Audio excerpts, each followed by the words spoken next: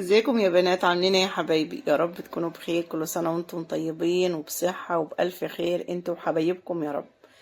اللهم صل وسلم على سيدنا محمد وعلى اله واصحابه اجمعين. كده صلوا عليه يشفع فينا، اللي احنا بنحتفلوا بمولده الايام الكريمة ديت، ونعملوا بقى شوية حلويات للعيال كده نفرحوهم. ولا تقولي لي بقى ايه حلويات جاهزة ولا حاجات من دي خالص. بشوية سكر وشوية مية وشوية جيلاتين هتعملي اجمل شوية حلاوة قشطة. ممتازين يا جماعة، والله افضل من الجاهزة بكتير بكتير. وجربي طريقتي وهاتي كده شوية حلاوة جاهزين وشوفوا الطعم ده والطعم ده، وهتلاقي ديت افضل من التانية بكتير. فلا تقرفي نفسك ولا تكلفي نفسك ولا تجيبي حلاوة جاهزة مش عارفة معمولة ازاي. وشوية حاجات بساط كده هتفرحي بيتك وتعملي شوية حلويات بقى هتدعيلي على الطريقة والله. يلا كده نبدأ ونسمي الله ونصلي على سيدنا محمد عليه الصلاة والسلام ونقول المقادير بالظبط. بس ما تنسوش يا حبايب قلبي تدعموني باللايك والشير والاشتراك بالقناة. بعد كده بقى هنجيب المقادير بتاعتنا: كوباية مية، السكر بتاعنا، عسل كلوكوز، الجيلاتين دي بتجيب من عند أي عطار. الشوية دولت ب5 جنيه. خدت منهم 4 معالق وهنزل عليهم بنص كوباية المية اللي معايا وأقلبهم مع بعض كده. هتلاقي الجيلاتين شرب المية عادي خالص. اركناه على جنب وهنشوف دلوقتي هنعمل فيه ايه. بعد كده هنجيب حلة برضو ألمونيوم أو طاسة كبيرة ونحط فيها نص كوباية المية التانية ونضيف عليها عسل الكلوكوز. هنضيف قد ايه عسل كلوكوز؟ 4 معالق عسل كلوكوز. لو ما عندكيش غير 2 بس مش مشكله، ولو عايزه تضاعفي الكميه بقى وتعملي صينيه اكبر من كده هتضاعفيها.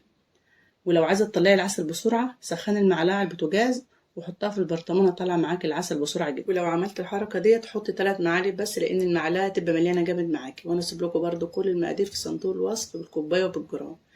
بعد كده بقى جبت المج العادي اللي هو موجود في كل بيت وزنه 200 جرام. هتمليه مرتين سكر ابيض، ولازم سكر ابيض. لو سكر اسمر هتبقى الحلاوه غامقه معاكي خالص. هترفعوهم على النار بقى وتسيبوهم يغلوا. رفعت بقى على العين التانية الجيلاتين والميه اللي هم حطيناهم مع بعض ونشفوا. اول ما تلاقوهم نشفوا كده ارفعوهم على النار بس كده وسيبوهم بس على درجه حراره متوسطه. لما تلاقيهم بدأوا يعملوا فكاكيع من الجناب كده ادفع عليهم على طول، ما تسيبهمش يغلوا، يفكوا بس من بعض كده. لما يشموا النار الجيلاتين ده يفك معاكي. ولو عندك فانيليا هتنزلي بتذكرتين فانيليا على الشربات التقيل ده، واول ما يبدأ في الغليان زي ما انتوا شايفين كده هتحسبي دقيقتين بالظبط يغلب المنظر ده. قبل ما تطفي عليه تاخدي شويه في المعلقه كده وتنفخوا فيهم عشان صبعك ما ينحرقش، وتختبريهم كده. لو ادوكوا المطه اللي بين الصوابع اللي باينه دي يبقى كده الشربات مظبوط معاكي. ما ادكيش المطه ديت هتسيبيه يغلي كمان دقيقه لان السكر بيختلف عن بعض. خدت الجيلاتين كده بعد ما سيحته على النار وحطيته في البوله بتاعتي. لو عندك بوله استانلس يفضل، يعني ما عندكيش غير بلاستيك عادي خالص. هتضربي الجيلاتين ده كويس قوي المضرب الكهربائي، والوصفه ديت ما ينفعش فيها غير المضرب الكهربائي عشان تطلع ناجحه معاكي وما تاخدش وقت كتير منك يعني تتعبي. بعد كده هنزل بالشربات بتاعي سرسوب شويه بشويه لان الشربات سخن جامد والبلاستيكه ممكن تنحرق، وكمان غلط صحيا انك تحطي الحاجه سخنه جامد في بلاستيك. فانت لو عندك عجان بقى استانلس او عندك حاجه استانلس هتحط فيها مره واحده الخليط ده من غير ما تحط شويه بشويه. بس انا بعملها دايما في البوله البلاستيك ديت وتطلع مظبوطه معايا يعني الحمد لله.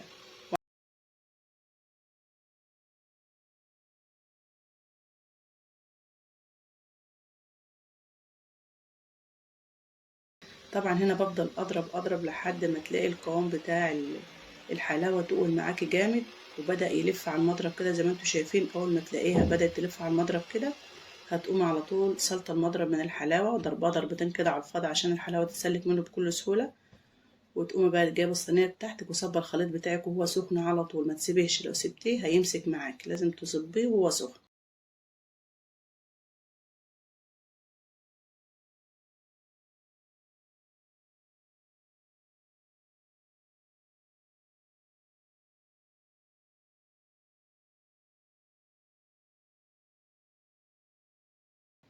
طبعا تمسكي الصينيه بتاعتك بتهزها جامد كده، وبعد كده بقى بتنزلي على طول بالزبيب وجوز الهند. لو حابين الزبيب اكتر بتحط الزبيب قبل جوز الهند.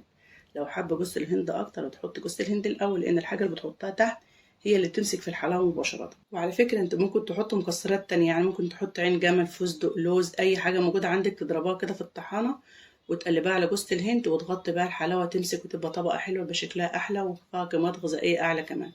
بعد كده بقى لما بتحط كل حاجه فوق الوش كده بتضغط عليها بايدك. ما تخافيش ايدك مش هتلزق فيها خالص لانها معموله بطريقه صح، فمش هتلزق معاكي او بمعلقه. بعد كده بقى هتشغلي عليها المروحه. لو انتوا متعجلين عليها قوي في الصيف هتشغلي عليها المروحه لمده 4 ساعات، بس بلاش تحطها في التلاجة. او تحطها في البلكونه. انا عن نفسي اكتر الاوقات بعملها، يعني انا راح انام كده واسيبها للصبح، ادخلها للشمس ما تطلع، واصبح الصبح اقطعها بقى. مستعجله بقى بشغل على المروحه واسيبها 4 ساعات، وبعد كده اطلعها واقطعها. بتقلبها بقى على الحاجه اللي انت هتقطعي عليها، ما شاء الله بتتقلب معاكي بكل سهوله خالص. وبرده لو انت مش عايزه تحطي كيس ما تحطيش كيس، حطها في الصينيه مباشره، بس المهم تدهن الصينيه زيت كويس وتبطنها بجوز الهند، وهتلاقيها برده تطلع معاكي بكل سهوله خالص. انا ساعات بعمل كده وساعات بعمل كده، هتلاقيها بس ماسكه بسيطه كده من عند الحروف، هتمشي عليها بالسكينه المتعصه زيت، هتلاقيها طلعت معاكي بكل سهوله ما شاء الله. شايفين بقى جوز الهند الزياده هتنزل، هتاخديها تشيلها تستعملها في حاجه تانية خالص، مفيش اي مشكله. هتمسكي سكينتك بقى تدهنها زيت، وتكون سكينه حاميه، ما ينفعش سكينه بارده في الوصفه دي خالص عشان تتقطع معاكي بكل سهوله. ولو موجود عندك مقص حامي كده وكبير، قطعي بيه، هيقطع معاكي في لمح البصل. انا طبعا المقص بتاعي كان صغير كده ومعرفتش اصور بيه بصراحه، فمسكت شويه زيت كده ومسكت منديل، وكل ما السكينه يعني تلم حلاوه كده، ارجع ادهنها بالزيت تاني واقطع بقى بكل سهوله. يعني معاكي ده ومعاكي ده.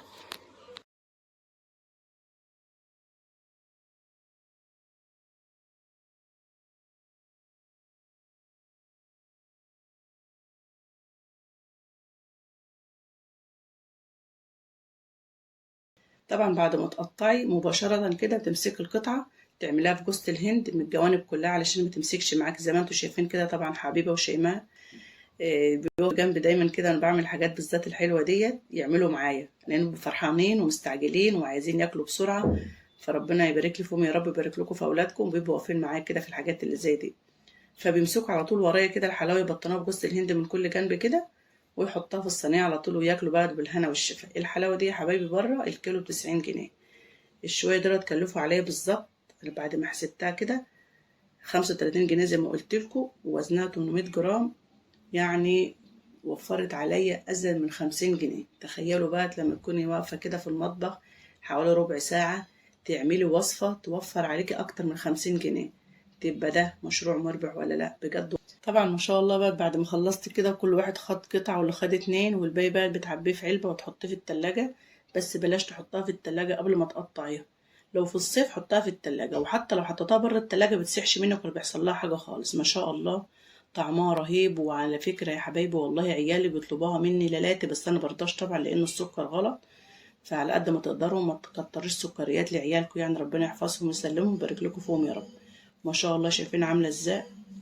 نصيحة مني، لو عايزة تعملي حاجة تاخدها لأمك أو لحماتك أو لحد غالي عليكي، اعملي الحلاوة ديت. أولا مش مكلفة، طعمها حلو جدا، بتعملها بسرعة جدا، يعني أكتر حاجة بتاخدش وقت منك في المطبخ هي الحلاوة دي. ودايما خلي الجيلاتين ده عندك، لما تروح عند أي عطار هاتي ب20 جنيه ب10 جنيه وخليها عندك، وبيعيش فترة طويلة جدا. كل ما عيالك يطلبوا منك حاجة سريعة كده عشان ما تقفيش في المطبخ فترة طويلة في الحر ده، هتقوموا تعملوا لهم الحلاوة دي. طبعا كل واحد خد قطعة، واللي فاضله قطعة حطيتها له في العلبة وسبتها له في التلاجة. ولو في الشتاء مش هتحطها في التلاجة طبعا، لأن كده الجو بيبقى برد يعني. وممتازة جدا لو اديتها لعيالك بقى في اللانش بوكس كده، حاجة حلوة كده لهم، المدارس جاية إن شاء الله. كل سنة وانتم طيبين. ومفيش أحسن حاجة بتعملها على إيدك، لأنها بتبقى اقتصادية جدا جدا. بتشتريها من بره 3 أضعاف عما تعمليها في بيتك، وبتبقى ضامنة نظافتها. عايزاكي بقى تقومي تتنشطي وتقومي تعمليها كده، تفرحي بقى عيالك، وبإذن الله تطلع ناجحة ومظبوطة معاك. لو الفيديو عجبكم حطوا لايك، وأتمنى الناس الجديدة تشرفنا وتنورنا بالاشتراك. مع الف سلامة.